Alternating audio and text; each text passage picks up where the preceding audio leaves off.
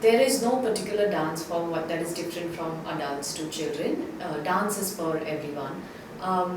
It completely depends on how intense and how articulate you want your dance form to be. If you're going to learn a skill set or if you're doing dance as a hobby for fun.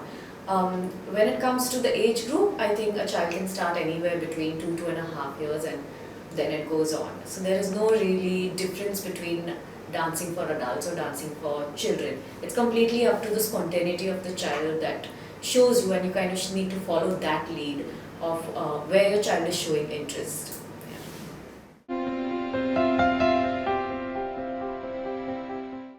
So there are a lot of benefits for dancing for children. To start with, there's a lot of hand-eye coordination. So there are multiple movements happening at the same time. You're expressing at the same time. So there's a lot of cognitive, ability that's built when you're dancing. There is discipline. You're supposed to show up at a particular time. Most dance professional trainers will make sure that you're there before time to warm up. So there is a certain routine and discipline in a child's life. They know they have to show up at a certain time to warm up their bodies. There is a routine that they have to remember, so they will have to keep practicing. There is a cool down, so they understand the importance of why each aspect has been designed in a particular class. There's a lot of interaction with other children in the class, so there's a lot of interpersonal skills that are built because of dance. It's a great way of creative expression. A lot of things that get bottled up, like you say, after a good dance session, you feel like, oh, I'm so relieved. That's exactly because of the endorphins that are released, and you're sweating it out, all the pent-up energy that you have, you release that. It's a great way of exercising. So it makes sure that the child is fit. There's a great flexibility because there are so many stretches while you dance, the muscles have to be warm enough. So the benefits are limitless, but especially for children who are a little more introvert, who are a little more shy, it gives them a great space of communicating with another in a group of people without actually having to verbalize things or talking to other kids.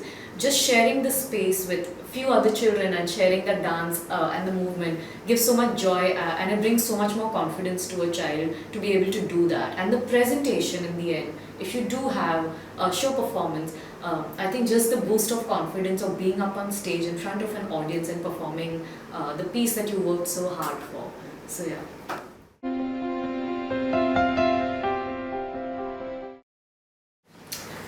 Flexibility is something that can be worked upon.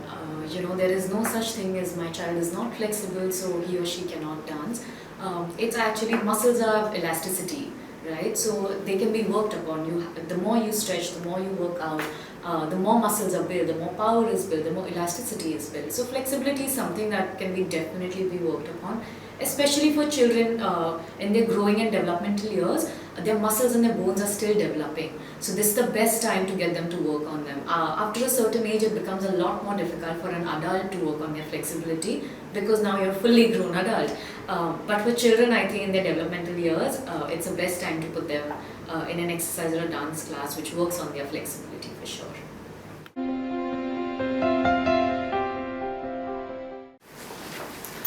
So the options for dance styles are as long as they go. There are Indian classical dance styles that they can register for. There is Bharatanatyam, there is Kuchipudi, there are a lot of other options. There is Kathak. In Western classical, you can enroll them for a hip hop class. There is a jazz technique class. There is a ballet class. Of course, there's Bollywood in India, which is so popular because the children also are listening to so much of the Bollywood music. So it's more relatable. That is a more fun class versus if you register them for a jazz or a hip hop or a salsa class, that is more technique based because then there are basics of the dance form that you need to learn and go through and then be able to start learning the movements around that. So the range goes on as it does. Hip hop is also really popular with children because the exposure of the rap music that's coming to India now. So there are a lot of dance forms that children can choose from.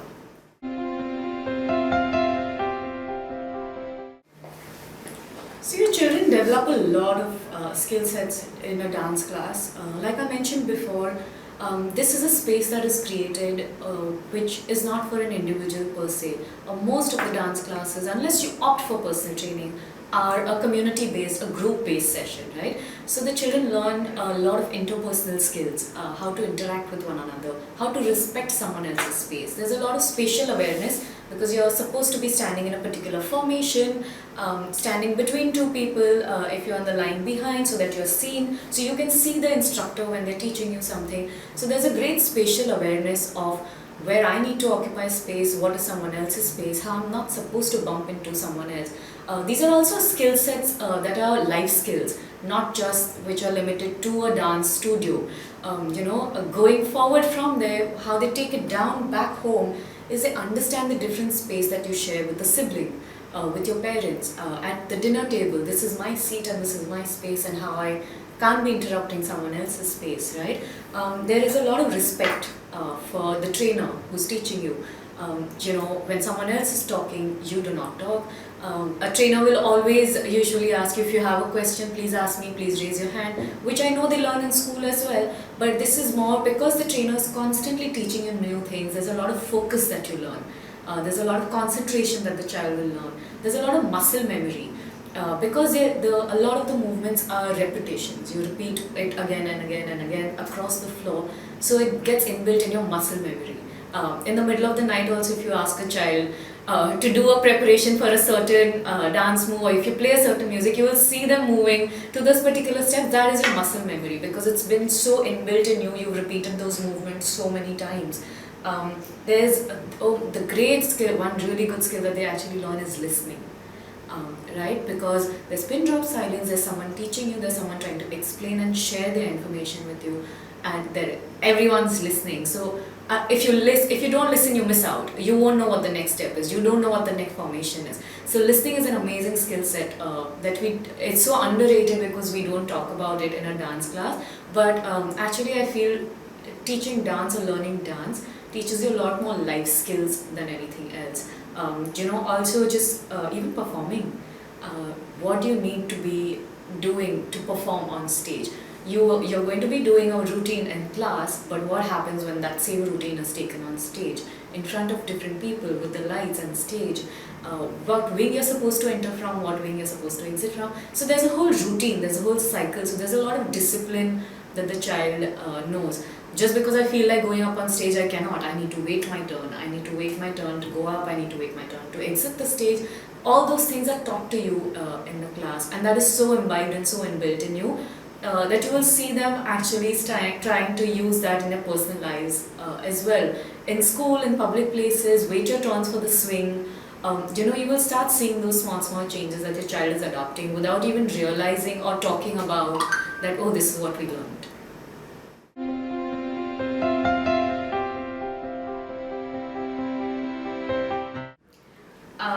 This is a tricky one. I think they're too young to be evaluated, and they're already so evaluated at this age with different aspects. I think this is an art form, right? I would always recommend that you follow your child's spontaneity, follow their lead. They will show you, they will tell you what their interest is, where their interest lies. If you just listen and observe closely, you will already know that they're inclined towards a certain dance form, whether they're not into dancing at all, whether they want to spend their energy in movement but maybe not specifically dance.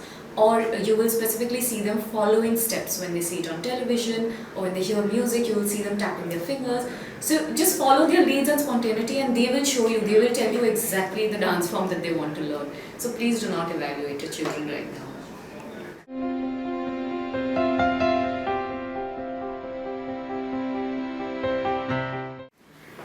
Yes, a lot of dance forms do involve taking up exams and taking it up seriously as a career if you wish to.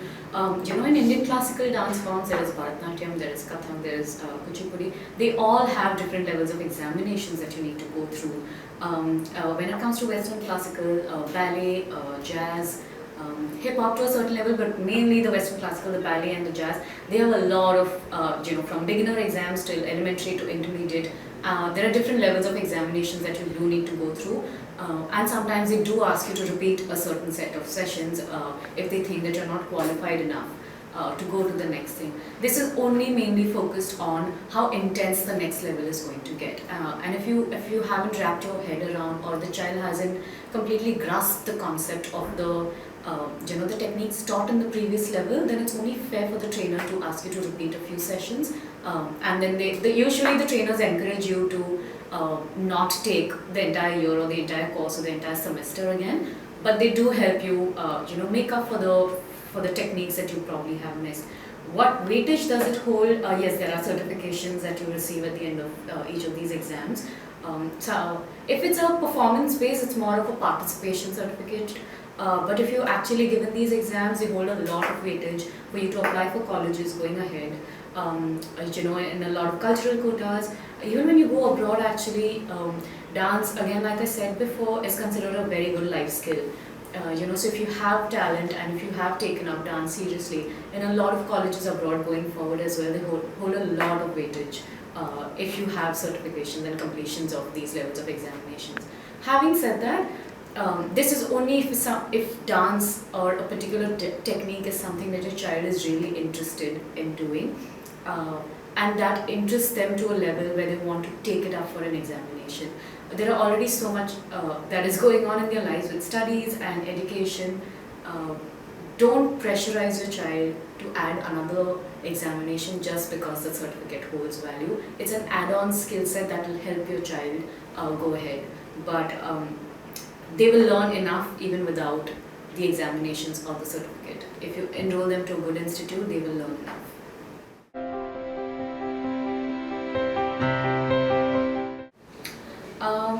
The first quality that they need is a lot of commitment and passion for the art form. Because it gets so repetitive over the years and you keep doing the same thing, there will be times when your child will be just doing one particular routine for months and practicing that before they even go up on stage. There's a lot of practice, there's a lot of hard work that goes into it. So please check for if they're committed enough and they're passionate enough for this dance form to take it up professionally, because it's a big commitment to an art form like this. I also think that they're still children to even talk about a professional commitment or taking it up as a career. There's a long way ahead for them to decide. Maybe they're passionate about it today, maybe tomorrow they'll be passionate about something else. I think it's best for them to choose for themselves once they're adults. Which way do they want to take up their career and how they want to go about it professionally. If they still want to, once they're 18, if they still decide to take it up, of course, why not? Like I said again, there's a lot of passion and commitment that's needed to be able to sustain in an industry, especially in India where dance is still not considered as a full-time career or a job. It still feels like a lot of hobby to a lot of people. But a dancer is like an athlete. It's a full-time job. There's a lot of hard work and physical training that is needed. Also, because it's so physically involved, there's a lot of your body involved in it. There is a certain lifespan to a performer especially. Of course, if you want to then later switch into training or becoming a teacher or a choreographer, then you have a long way ahead. But please know that there is a difference between a performer and a choreographer. They're two very different career choices. So always talk to your children. Communication is the best way. If you still think that they are inclined towards more performing, then of course they can take it up. But if they're more inclined towards the integrities and they are more intrigued by the techniques and the forms and why and how you create a certain piece, then they're definitely more inclined towards choreography. And putting them up on stage may not be their forte. So there's a vast difference between the two.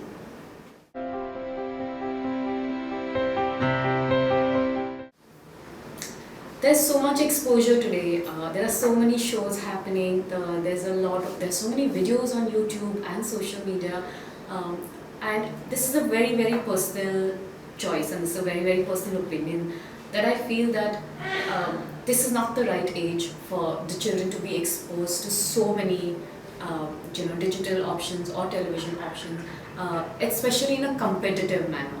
Of course, the exposure is great. Them being on television, them getting the exposure, it's completely the parents and the child's choice. But competing for it, there's already so much competition academically or in life. I think you're just adding on to another competition for something that needs to be enjoyed more than being stressed about. When it comes to rejection, I think it's as simple as dealing with rejection at any level or at any aspect of your life, whether it's your career, whether it's your academics, whether it's your exams. Um, how you deal with it is completely up to the environment that the parents create for the child. How safe do they feel talking about it? How safe do they feel communicating and saying, I didn't feel good about being rejected today? And also the parents to be able to be open to the idea of the child being rejected, and sure, that's fine and that's life, and you move on from there and we say, okay, maybe this did not work for you, let's try what else is out there, right? So not stopping those options for your child and saying, this is it, you're done with dance, there is no more dancing for you. They can always have this as a lifelong hobby. You don't just because you're good at something, you don't necessarily have to make that your career. That can just be a hobby that stays with you for the rest of your life. You have other career choices, there's so many other options. I feel that they have a huge life ahead of them. There's so many options that they're going to keep having. I think rejection from a reality show or a competition when it comes to dance should not be taken so seriously. It's meant to be enjoyed, it's a feel-good dance form, it's art form. I think that's what it should be, and you should leave it at that.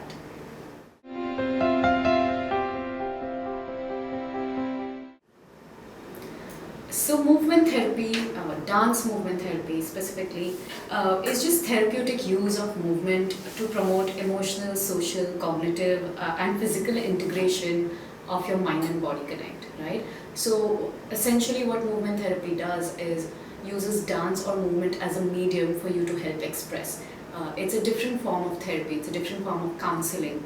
It's not the conventional way where you reach out to a therapist or a counselor and you do a one-on-one talk therapy.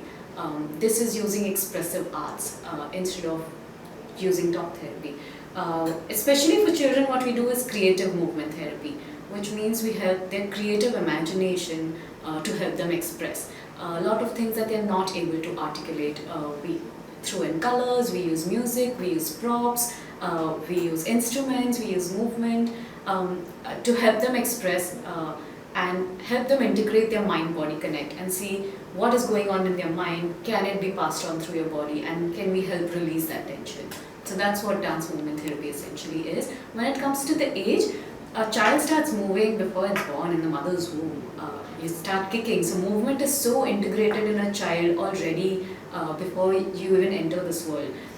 So it's as early as you want it to be, honestly. A child will express through colors. The first thing that they do is they react to music.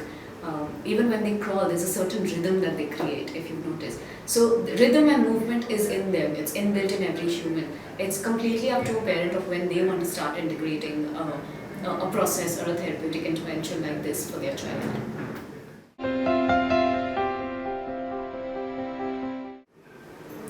So the difference essentially between the two is that dance is an art form. What dance movement therapy is using that art form to help you express and reach your therapeutic goals, to make it really simple. Yes, there is a lot of music involved, there are a lot of instruments involved, there are a lot of props involved, there is a lot of drawing, there's a lot of texture involved. Anything that stimulates your different senses, we use a lot of those creative props in our sessions for sure.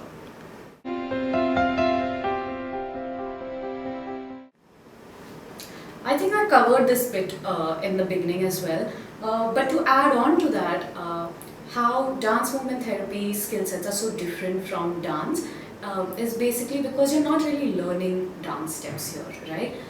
So spatial awareness, yes, you will still have a lot of spatial awareness, but it's not as structured and disciplined like a dance class. Basically, you don't come to a session where a practitioner teaches you dance steps and you learn those dance steps and you go out. What happens here is you're co-creating those steps. Together we are making different steps.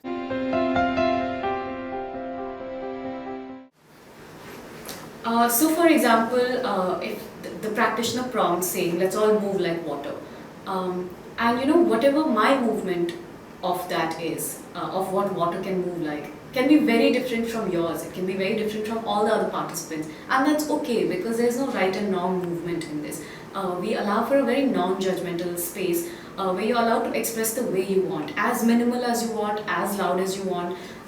So there's this sense of openness, also openness of creativity, because when you see someone else move like water, apart from your interpretation of it, there's just this sense of how is this even possible? My water can actually just move like this, as slow as this, versus someone else can use your entire body to move like water.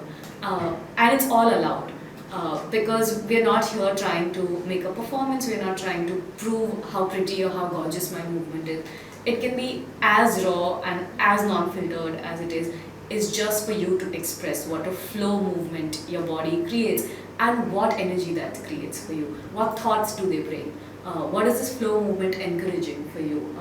Is your flow of thought becoming clearer and more flowy for you? So, we touch upon a lot of these small nitty-gritties in our session for you to become more self-aware.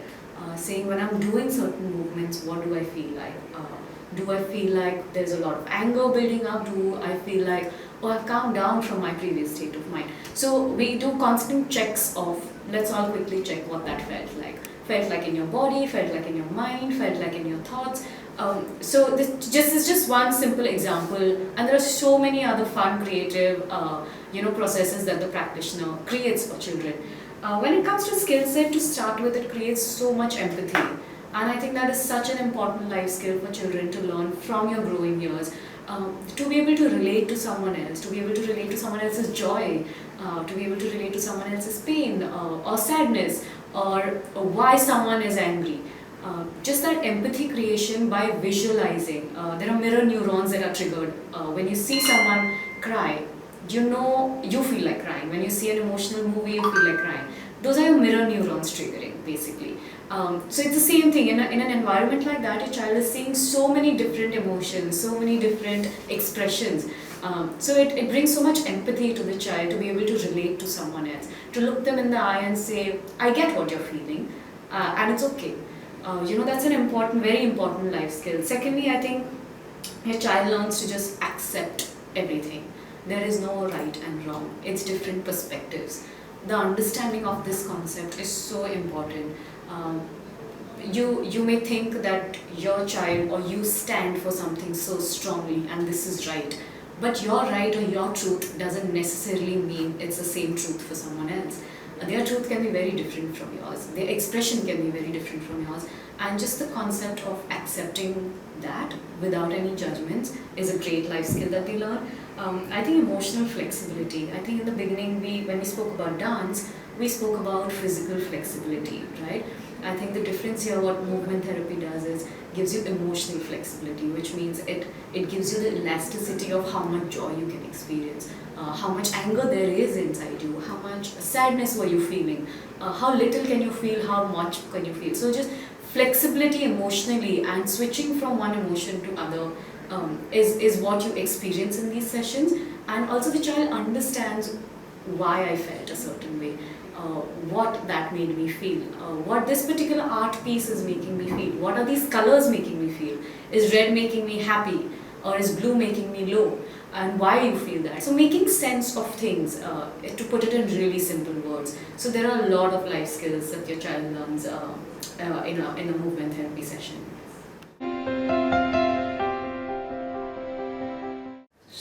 Whether it's for children or adults, I don't think there's so much stigma around mental health already, especially in a country like India. People are still not open to talking about mental health. When it comes to why someone needs to go see a therapeutic practitioner, there is no right or wrong answer to that. I feel that everyone who's dealing with life needs to go see someone, just to find that balance between having that catharsis, having that release after your days that you go through. When it comes to a child, I know you and I think that they don't really have a stressful life, they don't have a job 9 to 5, but they're already dealing with so much social pressure, there's so much peer pressure, there's so much competition.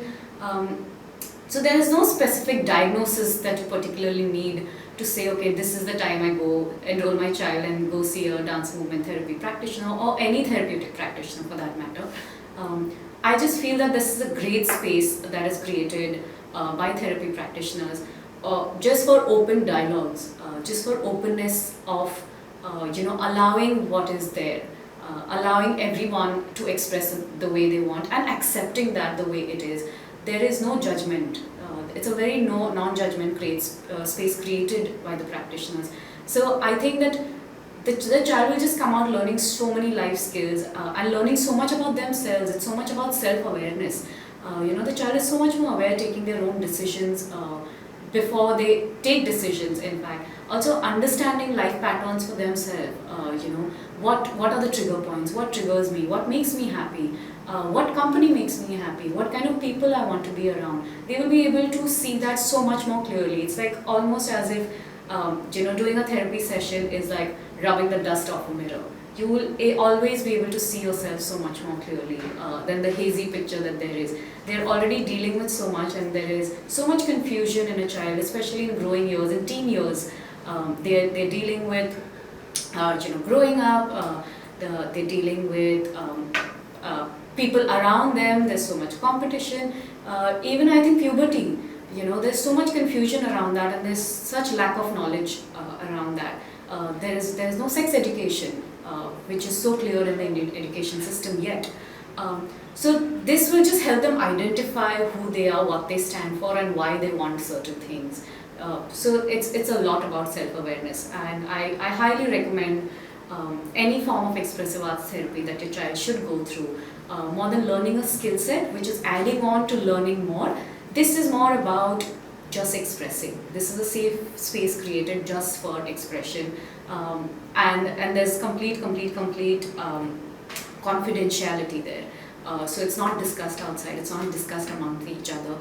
You have freedom of expression. You also have a choice of not expressing. You have a choice of just being present in class and witnessing what is happening. And the practitioner allows all of that, which is a very rare space which is created for children. So yes, I don't think that you should wait for a diagnosis, or you should wait for a certain criteria that the child fits in before you ask them to see someone who does expressive arts therapy.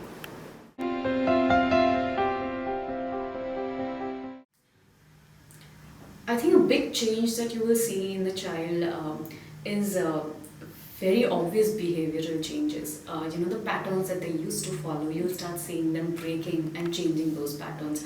Again, there is no good or bad to it. It's just a change. Because there's a shift that has happened in these sessions. There is a realization about self, about the world, about others, perspectives from different people. So you will definitely see a drastic shift in the child. Again, I would encourage parents to not take it as a good change or a bad change. This is just a change, and accept it the way it is. They are still trying to find their way through it. They're still trying to identify and have claim their space in this world, in the space that they're going to. So I think you will definitely see a lot of behavioral changes. A lot of the work that we do is very psychosomatic, which means that it has a lot of physical effect on your body. A lot of the releases that happen, a lot of catharsis that happen can leave you so drained physically that they will not have the energy to come and interact. So just because you see them coming from a dance class all jumpy and chirpy, and then suddenly you'll be like, but my child is not talking to me anymore. But that's the space they need to come to terms with and process what they experienced in the session. So encourage them and allow them that space. There might be appetite changes that they'll experience. Some of them might experience physical headaches, some of them. So there are a lot of physical changes, physical symptoms that you will see in the child when they're going through this therapeutic process. But know that eventually the goal is to make them feel better. The journey might seem like, I don't know what's going on, and there'll be a lot of questions. Feel free to speak to your practitioner. They'll be more than happy to guide you through it. This is just an information for you that expect this.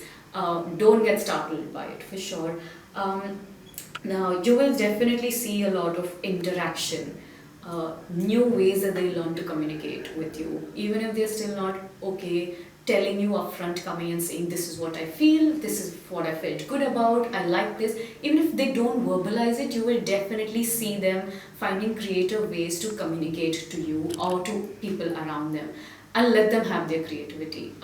You will actually start learning a lot from them. You will actually start learning things about, why didn't I think of that? How come I didn't think of this, how we could do it as well? So there'll be a lot of openness from them, for sure.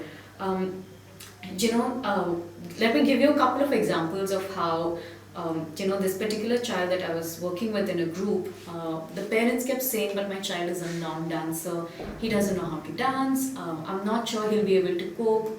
And I kept telling them that you don't necessarily need to be a dancer to come for movement therapy. Any and every movement is okay. So the child initially was so skeptical about dance and movement because there's a certain concept or certain assumptions that you have about a dance session. This is very different from that. So the child would enter the space and stay in one corner, and as soon as music would start playing, I could see the child tapping his feet or tapping his hands or clicking to the music, versus everyone else would be moving, and that was fine. That was his movement, and everyone accepted that and said, sure, this is what he brings to class, this is what we take. So the child started building a lot more confidence. Even blinking of your eye is movement. Even you talking is movement. You breathing, your chest is creating a movement. So any and every movement is okay. You don't need to be a dancer. And I think after the first session, there was such a big breakthrough for the child because he came back after the session and he was like, I moved, and he was so happy about the fact that he moved and everyone was okay with his movement. That I think he went back home and told his parents that he wants to continue coming to these sessions just because of there were no questions asked about what you can do, what you cannot do. He was okay coming and moving, and in fact I think his movement vocabulary increased so much through the session. So in the first session when he would just be tapping his feet or his hands, from there he's moved to this whole other person by the end of the 12 sessions where he wants to move his entire body and express. Every time there would be more subtle movements that we would encourage them to isolate, whether it's just a finger, just a shoulder, just to become more aware of mindfulness of what is here and now. He would want to move a lot more because he didn't think that he had that movement in him. So I think that just the liberation was so exciting for him. It was so exciting for us to see and witness that as well. Another example was of this particular child that I was working with in a group again, and the child came into space with this group and he would be a part of the group but not participate. He would want to witness it. And we were okay with that. This was for an institute that helps children suffering from cancer, and they were on a lot of medication. So we were expecting a lot of mood swings, children not wanting to participate, physically being exhausted, and that was fine. We would take it from there. So this child, out of the 8 sessions, the first 6 sessions, he decided to not participate and just observe, and we were okay with that. And slowly or steadily there was this assumption from the institute saying, well, the child is anyway not moving, he's not participating, should we even let him continue? And we were very for it, saying no, he should come to class. The fact that he's showing up to a session, he's interested in something. He's not found his way of expression yet, but he wants to be here. And from that to in the 6th session, and there was this assumption that he can't focus too much, he gets tired soon. In the 6th session, we were doing this one particular process where the practitioner was making shapes with their body, and we'd given a lot of crayons and paper to children to articulate what they saw. So if they saw figure A, on a body, how would you interpret that on a piece of paper with color? However you want it to. It doesn't have to be a literal A, whatever you see from there. And 5 minutes into this child gets up from where he was sitting and asks us for a paper and crayons. And that itself was such a big shift and such a big achievement for us. And we were so happy that he wanted to do that. And then he decided to just draw lines, different lines on different pages. Some were just curvy lines, some were straight lines, some were diagonal lines. And he just kept drawing those. And after we finished the process, we did a debrief and asked everyone how they felt. And we asked him if anyone wanted to share or he wanted to share what the interpretation of this is. And we were so amused to know that what he observed was the practitioner was actually wearing this long kurta which had long stripes. So he was constantly drawing the different patterns of stripes the kurta created when her body moved differently, which is such a detailed observation for a child that age, or for anyone for that matter. And none of us could even think of that. And he kept focusing and kept concentrating on that, and he created his art with that. It was so overwhelming for us to even observe that. Just to break the stigma of how we assumed in the first 6 sessions that this child can't concentrate, he's not interested, he doesn't want to be here, and to see the shift of him just waiting to find his catharsis, his liberation, or his interest of what really attracts him or what really speaks to him. He could relate to that.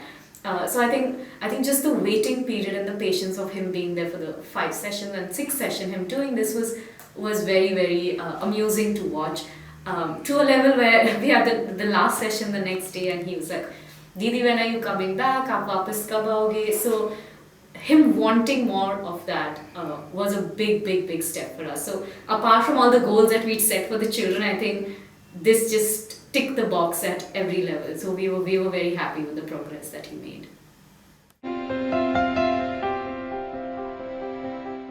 So, like I mentioned earlier, we promote a lot of group therapy sessions more than individual sessions. The only basic idea behind this is to create a sense of community where you belong. There's a group that is going through the same things that you're going through, relates to the same things that you're going through. So what we do is we encourage group therapy to create more empathy and a belongingness of I'm not alone in this. So what happens essentially when I plan my sessions, I try and do a quick needs assessment. Talk to the parents if it's children, talk to adults individually before I bring a group together. This essentially just involves me asking them basic questions about the likes and dislikes of a child. If there are particular patterns that you're seeing in a child's behavior, my questions usually involve, is there already a pressing issue that you want to address? It can be as simple as trying really hard to focus but can't focus on one thing, wants to jump on different things, and this is not even an issue. This is just an observation a parent makes, right? So what I do is I do these quick needs assessment and do like a group needs assessment of what are the 5 needs that work best, that are needed to be addressed with this particular group, and I create an overall goal that we're going to achieve. This is very goal based, though it may seem very seamless in a session that you're not trying to achieve saying today's issue is this and we address this. It's more seamless, it's more under the layer, right? So a practitioner will always set a goal. At the end of these 5 sessions, these are the 2 goals or 3 goals that we want to achieve. It can be as simple as working on focus, working on concentration, or working on trust building. A child doesn't trust new people around them, not social enough, they don't open up to their parents or their siblings. So working on trust, or even if it's working on communication, that my child doesn't tell me what's going on in their life. How do I know? So instead of snooping around, checking their phones, checking their computers, we work around creative aspects of how the child can learn to communicate without not necessarily having to use words. So I do a small session with the parents also usually, so they understand and experience what will go on in the session for movement therapy. They experience it in their bodies of using paint on the floor and lying down on it, how liberating that is, and what joy that brings, right? So the parents also relate to, oh, this is what my child is going to go through. So yes, I usually do a needs assessment, then there's a goal setting, and then my sessions are planned according to working on those goals. They're usually a lot of fun games, fun activities, though they on the periphery they may seem like a fun game, but there's always a goal, there's always something that we're trying to achieve with that. There's always a lesson we're trying to understand from that. What happens after that, I set these goals, we do these sessions, and there's always a feedback or a debrief after every session, right? Just asking the children what you took away from this today, what that felt like. If someone wants to share anything verbally, even if you don't want to, that's absolutely fine. We usually do a quick check-in before a session. So I may have planned this whole session from A to Z, wanting to achieve this particular goal, and then we go into the space and into a session, and we do a quick check-in of understanding where everyone is right now, at this moment present. I might have planned such a high energy fun session for them, but turns out the children come to class and a lot of them are at this level versus at this level.